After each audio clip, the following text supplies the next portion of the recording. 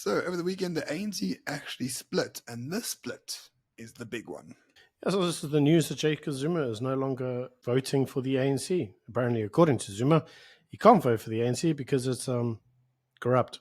It's been corrupted, according to Mr. Zuma, by Ramaphosa. Remember, this is the guy that was implicated in state capture for corruption. So, wow. I mean, how corrupt is the ANC? If the guy is implicated in corruption, says it's more corrupt under Ramaphosa than it was him. It's pretty bad, huh? Well, I actually agree with him that the ANC is far more corrupt under Cyril Ramaphosa. It's just, legally more passes the sniff test a lot more. Zuma was just straight to the bone. Okay, cool, just take the money, easy. But interestingly, he hasn't left as an ANC member. He just says he's going to vote for Umkhonto weSizwe, which is a new political party. We don't know who the president is. The lists haven't been finalized. He's going to vote for them while remaining a member of the ANC. Because he says the ANC is taking on a character that is foreign to the ANC, i.e., in my mind, reading his speech, the ANC is becoming white in thinking rather than black in thinking. What do you think he means by that? He means that the ANC is a little bit more liberal than it is like hard left, hard Marxist. Now, I wouldn't really necessarily agree with him, but he has 7 reasons, which I'll summarize very quickly as to why he thinks this. First, the state capture report. He says he couldn't share it. He says, second, he says it was Cyril Ramaphosa's 2007 CR17 campaign where he was funded by white monopoly capitalists. He says, thirdly, he says, obviously the ANC said that it was the number one accused when it came through to corruption in the state. This was following the issuing of the Zondo reports.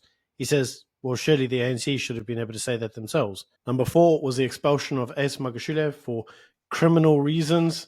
He says, how come Ace had to step aside, but Cyril doesn't? Number 5, he says the ANC clearly didn't give a damn about KZN because it allowed the 2021 riots because of his incarceration.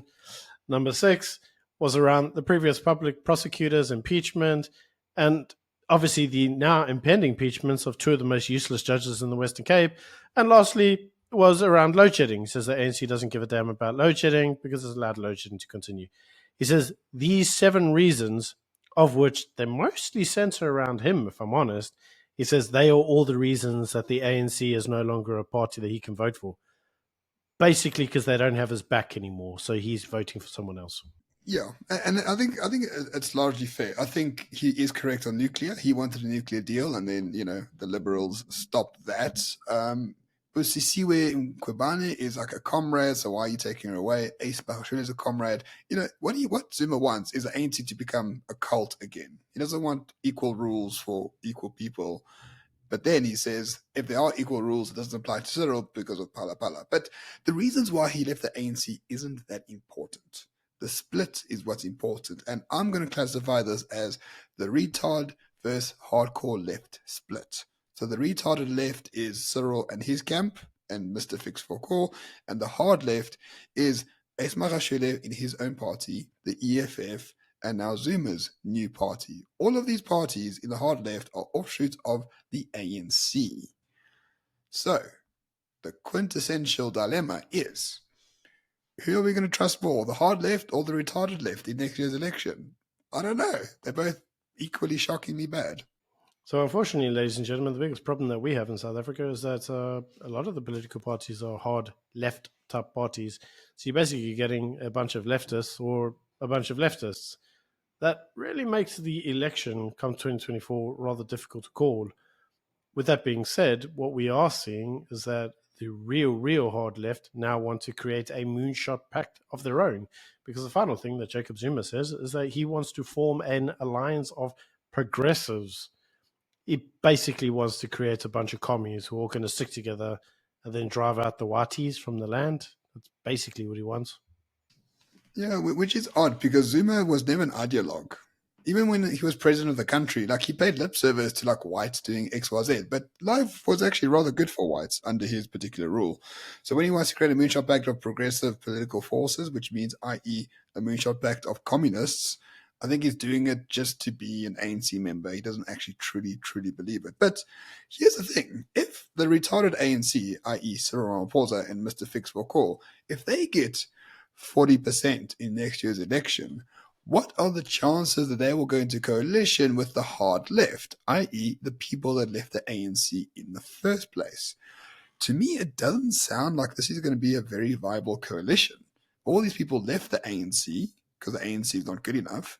They're not going to go back to the ANC now, are they? And what would, like, if I was Cyril, I would stay away from this hard left as much as possible, I would think. Yeah, but Ramon, unfortunately, you're thinking like a colonizer, where you're thinking of these things in a rational way.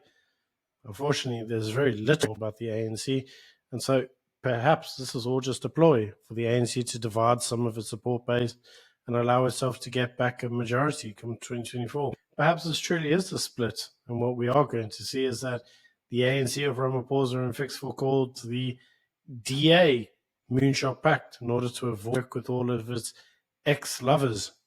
Essentially, we don't know. But what we do know is KZN is lost. Jacob Zuma is the rock star of KZN. He's not going to campaign for the ANC. He's going to campaign for his own political party. So that is completely gone. If the KZN is lost to the ANC, who knows what repercussions there will be in time to come.